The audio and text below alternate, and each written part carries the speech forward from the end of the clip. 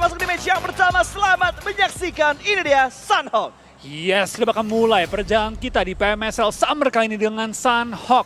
Kali ini ada pesawat juga cukup fair, memudahkan semua tim turun. Dan yang perlu kita lihat, yang perlu kita perhatikan adalah drop spot dan perubahan. Di mana tim-tim akan turun untuk di PMSL kali ini. Tampaknya dari AE, Always Never Change bakal turun di bagian camp alpha juga, menguasai perbukitan, menguasai juga camp alphanya. Dan sementara kita lihat dari Pikmi akan mengambil pinggir-pinggiran bootcamp. Kembali belum terlalu banyak perubahan, dikarenakan juga ya Pas ya. PMSL dilaksanakan kan juga ini berentet dengan tim-tim yang sama juga. Betul. Harusnya tim-tim ini mulai ada respect drop juga. Ada spot-spot yang mungkin mereka juga tahu, ini mah spot langganan si tim ini gitu. Dan mereka hindarin karena juga mikirnya daripada next PMSL atau next week mereka isengin kita, damai dulu deh. Betul, bahkan kalau kita ingat sendiri kayak Boom sebenarnya drop zone-nya bukan di arah bootcamp gitu, atau bukan bermain di sekitar bootcamp. Boom tuh biasanya main di arah sekitaran Camp Bravo, dia main di sekitaran dari arahnya Ban, atau bermain di sekitaran dari Quarry juga. Tapi kali ini kita lihat dari Boom Esport mereka mengamankan tempat di arah bootcamp. Gitu, berani Boom Esport untuk mengamankan tempat tersebut, sementara Pikmi mereka masih bermain dengan Always Never Change. Kan ini dia Sunhawk.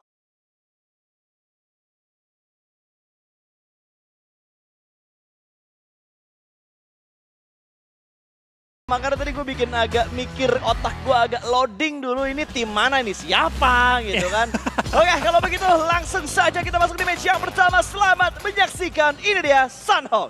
Yes, kita bakal mulai perjalanan kita di PMSL Summer kali ini dengan Sunhawk. Kali ini ada pesawat juga cukup fair, memudahkan semua tim turun. Dan yang perlu kita lihat, yang perlu kita perhatikan adalah drop spot dan perubahan. Di mana tim-tim akan turun untuk di PMSL kali ini. Tampaknya dari AE, Always Never Change bakal turun di bagian camp alpha juga, menguasai perbukitan, menguasai juga camp alphanya. Dan sementara kita lihat dari Pikmi akan mengambil pinggir-pinggiran bootcamp. Kembali belum terlalu banyak perubahan, dikarenakan juga ya Pas ya. PMSL dilaksanakan kan juga ini berentet dengan tim-tim yang sama juga. Betul. Harusnya tim-tim ini mulai ada respect drop juga. Ada spot-spot yang mungkin mereka juga tahu, ini mah spot langganan si tim ini gitu. Dan mereka hindarin karena juga mikirnya daripada next PMSL atau next week mereka isengin kita, damai dulu deh. Betul, bahkan kalau kita ingat sendiri kayak Boom sebenarnya drop zone-nya bukan di arah bootcamp gitu, atau bukan bermain di sekitar bootcamp. Boom tuh biasanya main di arah sekitaran Camp Bravo, dia main di sekitaran dari arahnya Ban, atau bermain di sekitaran dari Quarry juga. Tapi kali ini kita lihat dari Boom Esport mereka mengamankan tempat di arah bootcamp. Gitu, berani Boom Esport untuk mengamankan tempat tersebut, sementara Pikmi mereka masih bermain dengan gaya yang sama, bermain scrapping di area sekitar bootcamp dan juga Quarry. Tapi fight sudah terjadi di mana kali ini Morph berhasil mendapatkan satu pemain dari Yudo 2. 1 poin berhasil diamankan pertama kali untuk Morph Team di match yang pertama untuk hari ini. Bahkan dari seorang Hazel sudah mendengar langkah kaki di arah luar sana, direspon dengan sebuah granat yang sudah mulai dimasak kembali. Akan dilepantulkan ke arah luar sana tapi tidak mendapatkan korban yang kedua, namun Zero akan siap untuk memberikan backup. Dan ini menjadi sebuah pembuktian hasil shuffle yang begitu ekstrim yang dilakukan oleh Morph, apakah akan berujung manis untuk di match pertama ini? Itu dia, Morph mengambil resiko cukup besar, memasukkan pemain yang bisa dibilang ada pengalaman tapi belum sepenuhnya teruji. Dan juga ada pemain senior yang sudah lama tidak terlihat. Betul. Apakah kita bakal lihat roster baru dari tim Morph bisa bersaing di kancah Asia Tenggara? Tentu setelah mereka meraih begitu banyak prestasi ketika masih di MRPX, tentunya adalah beban yang berat juga bagi TBRX. Betul, bahkan kali ini ternyata Zero bisa mendapatkan korban yang kedua. Yudo O2 kali ini kembali ditumbangkan satu. Fredo bahkan sudah dipulangkan karena lobby poin kedua masuk menuju ke arah Morph Team. Tinggal mencari 2 pemain lagi, tapi sepertinya Jumper tidak ingin memberikan informasi tambahan menuju ke arah Morph Team. Bermain sabar Morph kali ini. 2 orang, 3 orang mereka akan exit dalam satu yang sama, dalam satu angle yang sama. Tapi untungnya masih bisa diatasi dengan sangat baik. Bahkan kali ini Roy juga berhasil diamankan dan 3 Jumper yang tersisa. Sandwich kanan dan kiri akan tembakan yang datang dari bagian kanan, namun akan langsung di strike push begitu saja. Tapi Jumper sempat mendapatkan satu. Awas TN, backupnya mana, dan backupnya datang. Morph Team berhasil memulangkan Yudo O2 menuju ke arah lobby. 4 poin berharga tanpa korban jiwa. Yes, hanya knock yang diterima oleh tim Morph tadi ya, masih mobil MRPX. Susah ya ternyata ya Pas ya. Gua untung kemarin udah nge-cast turnamen third party. Jadi udah mulai kebiasa untuk menyebut nama Morph Team ini, tapi sudah mulai terjadi fight tempat lain lagi. Kali ini di mana Crit VIP berhasil mendapatkan satu pemain dari arah tim Roy Tux tadi yang sudah dipulangkan menuju ke arah lobby. Poin pertama untuk Crit VIP. Begitu chaos. Ini yang gue suka kalau kita ngomongin fight yang terjadi dan momen yang terjadi di early game. Iya, itu dia. Dan nggak cuma early game, Pak. Ingat, hari pertama, betul. game pertama. Sehingga temponya masih dibangun. tim-tim pasti ngebaca juga tim-tim lain bakal turun daerah mana. Sehingga gue rasa adalah sebuah anugerah yang kita dapat nge-cast di hari pertama. Karena begitu rusuh gameplay secara overall. Tapi kita bakal lihat dari tim Roy, tim yang season lalu juga mengalami banyak kesulitan sepanjang liga. Tim yang banyak analis juga membaca bahwa ini masih butuh banyak roster change untuk melengkapi roster mereka. Tapi season ini mereka datang dengan minim perubahan. Tapi kita bakal lihat apakah dari gameplay mereka bisa berubah banyak. Ya, karena kalau dilihat dari Crit VIP, mereka kehilangan si 4K juga. Dan battle akan terjadi. Kenapa tidak kita hype-in? Karena ini sandwich yang dilakuin sama Alter Ego gitu. Jadi kalau tiba-tiba malah keadaannya berbalik, Alter Ego yang kena 2, itu yang gue pertanyakan. Malah baru hype. Itu bakal di-hype-in. Cuman dengan posisi kayak tadi, lu udah ke sandwich kayak tadi ya harusnya udah pasti akan dimenangkan oleh Alter Ego. Dan poin pertama untuk Alter Ego cukup menyala tim Indonesia di awal-awal ini ya. Iya Pak, tapi untuk kita bakal juga tampaknya dari Roy. Mereka pun masih bermain dengan santai. Mereka tarik keluar dari bagian kota, bermain dengan lebih aman juga, menghindari fight dalam area kampungnya.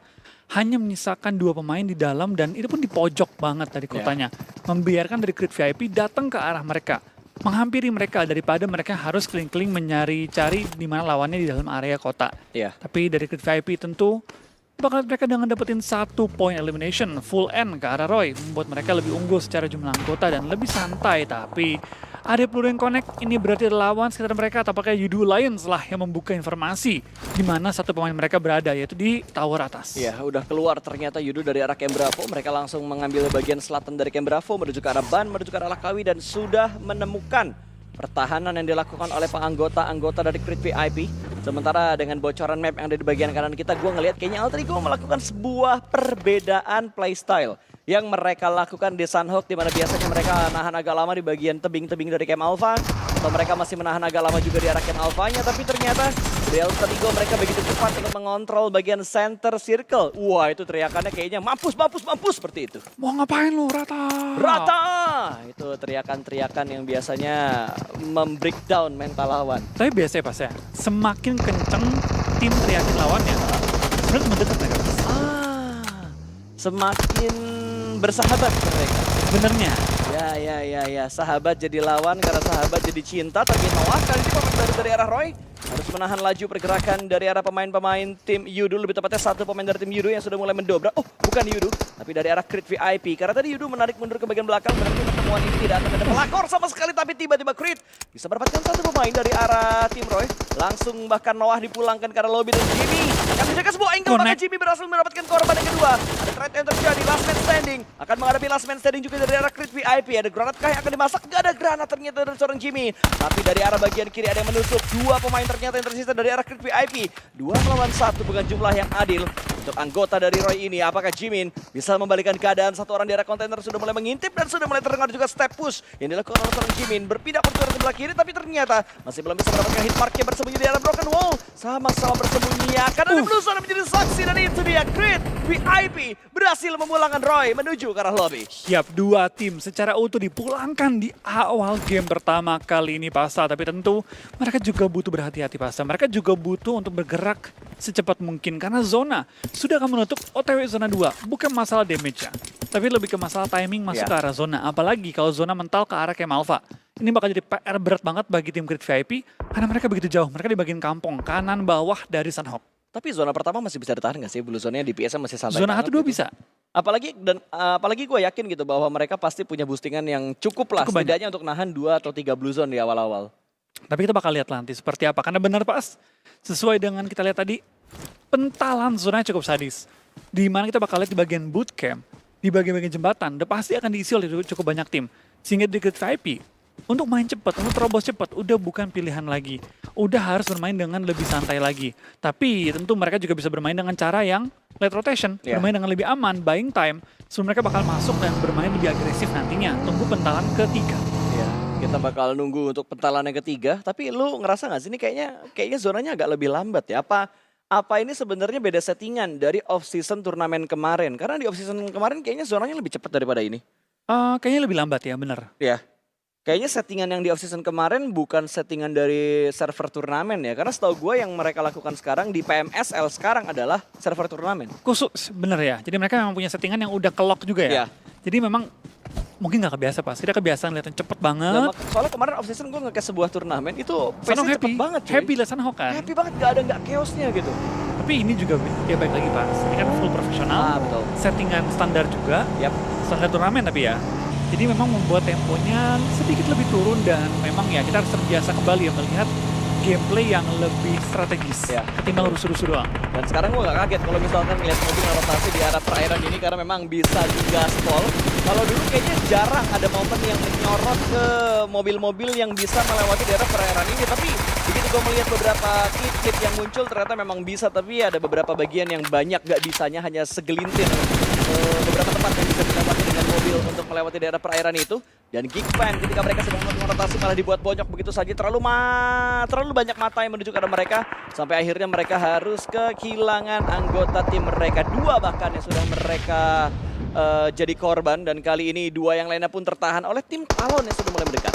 Dari Talon, tampaknya mereka pun mulai mengincar pemain-pemain dari Geekfam. Tapi dari Mika bisa dapetin 1 juga. Yoru dari jauh mulai mengintai, belum dapat angle yang cukup enak. Dan Yoru harus kembali reposition bersama dengan Bluzon yang sudah mulai bergerak juga. Damrut melakukan sebuah spray down jarak jauh menuju ke arah Yoru, belum menemukan targetnya. Tapi Yoru kali ini juga posisi sebagai anchor, terus menahan di sisi belakang, mempressure Geekfam dari 2 angle yang berbeda. Dan bahkan dari Mika, terkena dari seorang Miseri, tercicil, di bawah cukup low, dan diratakan. Talon mendapatkan 1 tim secara utuh, 4 poin yang berharga masuk menuju ke stage ketiga kita. Mamah bangga Miseri dengan sebuah cut yang begitu bagus tadi. Bahkan Mika nggak sadar sama sekali ada flank yang dilakuin sama Miseri. Begitu indah dari tusukan yang bisa memulangkan Geekfam menuju ke arah lobby. Dan NKT yang terpotong di arah perairan ini. Tidak banyak ruang gerak yang mereka punya. Bahkan mereka sudah terpantau oleh 2 tim. Tim Secret dan juga Infinity. Yang bisa mengganggu pergerakan dari arah NKT. Bahkan belakang mereka ada tim Flash. Yang bisa saja memberikan sandwich yang semakin berbahaya. Untuk tim NKT walaupun mereka masih utuh berempat tapi posisi mereka benar-benar tidak diuntungkan. Dan Todak bertemu dengan 1 tim dari negara mereka Yudu Alliance kali ini. 1 sudah tumbang. Ada sebuah cut rotation yang dilakukan oleh Todak. Karena Yudu sedang mengarah untuk bisa masuk ke arah zona. Tapi lihat zona pun sudah cukup ramai pas tadi. Karena kan zona yang masih mungkin mental ke arah Alpha. Ataupun sangat mungkin ke arah Alpha. Banyak tim yang mengambil pesisir-pesisir pantai.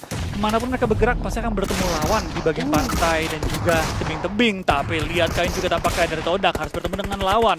Tembak-tembakan DBS begitu perih juga mengenai targetnya. Olio pun harus tertumbangkan. Dan sekarang tembakan dari Lynx mendapatkan targetnya. Meratakan lawannya. Dan mensecure 4 poin bagi tim Todak. Gue hampir teriak Talon. Kebiasaan. Ya, karena Todak juga depannya T. Talon, Todak, Talon, Terus Todak. ada Lynx. Ada Lynx juga di bagian situ. Jadi agak-agak hampir keseliwet lidah gue. Hampir keserimpet ya. Lidah gue buat salah ngomong kayak Wolfie tadi untuk nyebut Morp Team dan juga Morp GPX. Dan kali ini kalau kita perhatikan 12 tim tersisa sudah ada 4 tim yang dipulangkan ke arah lobby. Sudah ada Roy, Yudu Lions, Yudu O2 dan juga Geekfam. 2 Yudu tidak tampil untuk di Sanhok pertama. Iya Pak, tapi kesulitan pindah-pindahan player ini pas. Sama seperti dulu Microboy baru awal pindah ke EVOS. Ingat gak? Benar. Itu banget ya, BTR Microboy. Betul. Ada butuh banyak waktu ya untuk ngebangun chemistry, untuk ngebangun komposisi yang pas juga. Dan Vampire sepertinya sudah mulai bangkit sesuai dengan apa yang dikemukakan oleh Stone tadi. Sebuah keuntungan karena mereka bermain di negara mereka sebagai tuan rumah akan membuat mereka lebih semangat lagi. Masa iya tuan rumah kalah? Tapi Pak, sekarang FL itu, Flash, punya 1 pemain yang bisa lawanin Vampire. Apa tuh? Ada Batman. Ada Batman. Ada namanya Batman tadi. Betul, tidak salah memang, tidak salah ada Batman masuk. Tapi apakah akan efektif nanti untuk bisa menghadapi Vampire atau efektif untuk menghadapi tim-tim lain? Karena gue lihat dari Flash sendiri masih belum terlalu aktif. Kalau kita lihat di match pertama ini karena mereka baru mendapatkan 1 elimination dan gak banyak momen yang bisa disorot ke arah tim Flash. Malah dari tim-tim Indonesia ya, bener-bener dari awal tuh mainnya agresif banget. Wajar Tidak gak takut sih? untuk melakukan fight. Wajar. Mayoritas cuy, jumlah slot terbanyak cuy. Ya, tapi kali ini untungnya Pas. Tidak ada pertemuan Indonesia dengan Indonesia lainnya. Mungkin karena faktor beberapa tim yang biasanya bentrok tuh lagi nggak main. Kayak RRQ. TR, RRQ, Void, Donkey ID pun sudah tidak bermain. Wah, tapi kita bakal juga tampaknya dari Vampire baru diomongin spray down juga dari tim Alter Ego. Dan tampaknya mereka langsung menabrak menuju ke arah compound yang diisi oleh tim Alter Ego. Beradu kain di antara caca jendela, bergocek-gocek sambil menghindari peluru dari bagian luar compound juga. Ini membuat tentunya dari Vampire harus rata, harus pulang ke arah lobby dan 3 poin masuk ke tim Alter Ego dan mendefend compound yang begitu berharga. Gue deg-degan banget ngeliat HP dari seorang Hans Fori tadi begitu tipis tapi begitu berani juga untuk bisa menghadapi pemain terakhir dari Vampire, dan Vampire pun sepertinya mereka rata dengan hanya satu elimination yang mereka bawa. Bahkan dari arah Morph ketika tadi mereka terganggu pergerakannya, kali ini mereka masih bisa mengatasi dengan sangat baik. Dengan split yang mereka lakukan, 6 elimination sudah mereka kumpulkan terbanyak sementara ini. Ya, tapi tentu kita bakal dari Morph 6 elimination. Tentu adalah poin yang begitu berharga. Tapi next step mereka cukup berat, Pasta. Lewatin open field. Di mana kiri ada Alter Ego, kan ada Boom. Trobos pun bakal bertemu dengan tim Secret. Di PR juga dilema bagi tim Morph. Gimana mereka bisa selamat dan lihat zona ya, Pasta.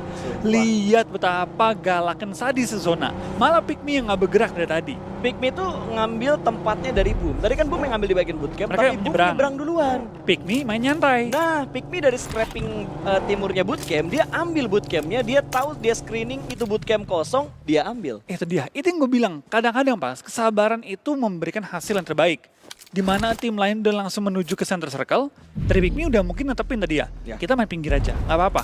Yang lain fight, kita baru nyebrang. Coba untuk berenang dan coba survive. Masuk ke next zone-nya, andai ke arah Alpha. Itu dia. Tapi ternyata malah ambil 50-50 dan malah Pikmi yang sekarang yang paling diuntungkan dengan kesabaran yang mereka lakukan. Tapi jujur ya, ini kayak untung gak untung sih. Mungkin untung karena mereka punya area compound gitu kan, gede banget bootcamp. Cuman gak untungnya kalau misalkan zonanya bikin galau dan Pikmi terlambat keluar dari bootcamp, mereka bakal jadi santapan-santapan lezat buat tim yang Benar. udah ngamanin high ground sekitar bootcamp. Kecepatan juga menuju ke tebing-tebing. Iya. Itu jadi makanannya Flash, makanannya Todak, juga makanannya tim Talon. Talon. Jadi ini Pikmi dilema, harus perfect timing dan kalau bisa, bagusnya adalah mereka melakukan clearing ataupun paling enggak pick off ke arah tim kiri dan kanan mereka. Betul, dan gua penasaran banget kayaknya ntar gua bakal nanya beberapa player ya. Karena dengan smartphone yang mereka gunakan sekarang, kayaknya mereka begitu nyaman dan menunjukkan perform terbaik mereka. Tapi emang kelihatan sih, pede banget ya mereka mainnya. Dan Kayak- emang kelihatan luas aja Udah mainnya. adaptasi cepet gitu loh dengan device yang mereka pakai. Padahal kan mereka pakai device sponsor kan. Dan mereka baru nyampe loh Thailand berapa hari lalu kan. Tanggal 5 mereka berangkat dan harusnya begitu sampai tanggal mereka tanggal 5 dong. Hari Minggu mereka berangkat. Oh iya bener-bener ya. Hari Minggu mereka berangkat dan mereka nggak langsung pegang device tau gua karena mereka harus balik ke hotel dulu. Baru Senin kali ya. Manager anak-anak. mungkin yang klaim buat device yang akan dipakai nanti tanggal 6 baru dikasih ke anak-anak. Berarti mereka baru adaptasi 2-3 hari ya. Ya, 2-3 hari tapi ngelihat cara mereka main, cara mereka bergerak tuh udah kayak lu udah pakai device ini setahun 2 tahun buat main PUBG Mobile cuy. Kayak ibaratnya ya skill mereka keluar semua. Betul. Seperti biasa ya, dan itulah hebatnya pada device kali ini ya. Tapi untuk kita bakal fokus menuju ke arah tim Secret. Tim yang kali ini bakal di-challenge oleh Infin. Infin mulai nabrak ke arah compound, malah potong tim Secret yang gak dikasih masuk mereka. Dipotong tepat di depannya di bagian lower ground. Dan sekarang kita bakal dari Flash juga mulai kehilangan main-main mereka. Tampaknya Batman, counter dari tim Vampire, VPE, Ya. ditumbangkan. Ditumbangkan oleh Todak tadi yang berhasil memotong pergerakan mereka. Tapi kita bakal melihat battle antara Thailand versus Vietnam, antara tim Secret dan juga tim Flash yang sudah mulai berdekatan. Kali ini granat sudah mulai dimasak juga.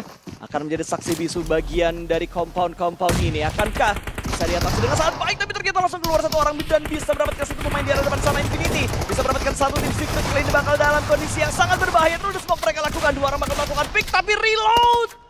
Sayang sekali reload harus dilakukan oleh tim Secret dan membuat mereka tidak berdaya. Bukan Flash yang mereka hadapi, tapi tim Secret yang harus mereka hadapi. Tapi Todak, di bagian lain mereka bakal menahan pergerakan. Udah tak berkuang. Bisa mendapatkan sebuah cicilan damage yang begitu berarti kali ini. Mundur ke arah belakang, cuma punya helm level 1 dan itu pun sudah merah banget. Ada satu orang di bagian depan sana, Tam berusaha untuk memberikan backupnya. Follow up akan datang dengan sangat cepat. Hanya ada satu yang bakal menahan dan dikejutkan oleh 2 pick yang dilakukan oleh Todak. Datangnya Lynx benar-benar membuat Todak gaya main mereka berbeda banget. Iya, bermain dengan begitu agresif, begitu pede tadi menghadapi tim Flash yang kita bakal lihat juga. Tampaknya dari Todak, dengan clear yang mereka lakukan tadi, dengan bisa dibilang meratakan lawannya. Sekarang mereka menguasai bagian kanan atas circle secara luasa. Tidak ada lagi lawan-lawan yang terlalu dekat dengan mereka. Tapi Infin, sekarang PR mereka dimulai. Setelah meratakan lawan, sekarang harus nyebrang, Satu, harus rotasi. dua. Jatuh 1, jatuh 2. tinggal satu pemain terakhir dan tampaknya dari Alter Ego pun nge-push ke arah tim Boom. Dan terlihat satu pemain mulai di pick off, mulai dicicil, mulai di-secure poin ke-7 bagi tim Alter Ego. Gila, AE bener-bener bisa ngontrol area mereka dengan sangat baik. Bahkan dua tim mereka potong rotasinya saat ini. Boom yang bakal mereka incar, satu sudah tertangkap di bawah sana. Satu orang sedang dalam kondisi kritis dari Boom Esports, tapi ada headshot yang masuk. Bisa menumbangkan kembali pemain-pemain dari Boom Esports. Bahkan Boom Esports dipulangkan ke arah lobby. Alter Ego Ares benar-benar menggila 10 elimination. Bahkan membalap poin terbanyak yang didapatkan oleh Morph di early to mid game tadi. Iya, dan lihat dari Hans for You kali ini dikasih kesempatan untuk memulai perjalanan di PMSL sebagai roster inti. Langsung mendapatkan 6 elimination pasta. Ini menunjukkan bahwa dia lapar ya. Dia lapar mendapatkan performa terbaik dia kali ini. Wow, benar-benar speechless gue di match pertama ini. Sunhawk yang begitu berdarah, begitu intense fight yang terjadi. Bahkan Logan kali ini nggak punya ruang gerak terlalu banyak. Harus menghadapi tim-tim yang ada di arah perairan juga, termasuk pergerakan dari arah tim Talon di mana seri. Kali ini yang akan membuat Mamah bangga kembali ada pantauan dari bagian pinggiran tadi. Lihat pergerakan dari Alter Ego dan sebuah percobaan pick yang masih belum bisa mendapatkan hit mark dan belum bisa mendapatkan knockdown ke arah tim Alter Ego. Smoke atau granat yang bakal di setup, granat ternyata yang akan di setup karena dia tahu ada satu orang di bagian bawah sana dan granatnya hanya memberikan sedikit splash damage menuju ke arah Flippy. Flippy udah knock ya, dia tinggal tunggu bleedingnya aja karena tidak akan bisa diselamatkan terlalu jauh. Zero untuk bisa menyelamatkan seorang Flippy, tapi di bagian lain masih menjadi incaran dari pemain-pemain Talon kali ini. Dua orang dari Talon melakukan double pick menuju ke arah pemain dari Alter Ego bermaksud memotong pergerakan dari mobil tadi, gagal tadi untuk mendapatkan sebuah knockdown dan Hans for You lah yang bakal dijadikan jangkar untuk mengganggu fokus dari tim Talon. Tapi dari Talon ya, dengan high ground advantage mereka punya, tebing-tebing yang mereka punya, tentu ini bakal jadi PR ketika mereka harus turun ke bagian lower ground. Morph sudah mulai mensecure posisi, bahkan dari Infinity. Sharing ya? Infinity sharing mobil tadi. Emang iya? Gue nggak ngelihat dia sharing mobil. Dia langsung gaspol gitu aja. Enggak, dia kan di mobil nih. Nih. Sharing nggak? Ini baru sharing. Iya, Tadi kayaknya enggak. Dari tadi, Pak. Emang iya dari awal dia jalan? Dari tadi dia kan dia masuk ke air. Datang AE. AE numpang di mobilnya. Oh, AE yang numpang. Gua kira dari awal udah nebeng, tapi ternyata satu persatu pemain dari Todak pun dipulangkan dan ada sebuah penculikan juga untuk bisa mendapatkan pemain dari Infinity. Infinity pun selesai. 6 tim tersisa, 4 wakil dari Indonesia masuk ke stage 6. Yap, ini bakal jadi late game yang begitu happy buat kita pasti. Begitu membanggakan juga pastinya. Kita akan lihat dari tim Alter Ego tampaknya masih coba dipertahankan oleh seorang Zero. Tapi ada peluru yang connect, membuat dia cukup low. Dan Talon lah yang paling enak kali ini di bagian high ground, di pinggiran circle. Tinggal melakukan clearing ke arah bagian bawah. Tapi dari Alter Ego berhasil menyelamatkan juga satu anggota mereka. Berhasil diangkat lagi. Alter Ego masih untumbang, masih punya 2 pemain. Tapi dia Pick Me mulai melakukan clearing juga setelah mereka tadi begitu lama berdiam diri di bagian bootcamp. Tapi ini Morph kuat banget, Wah, tahan lama banget cuy.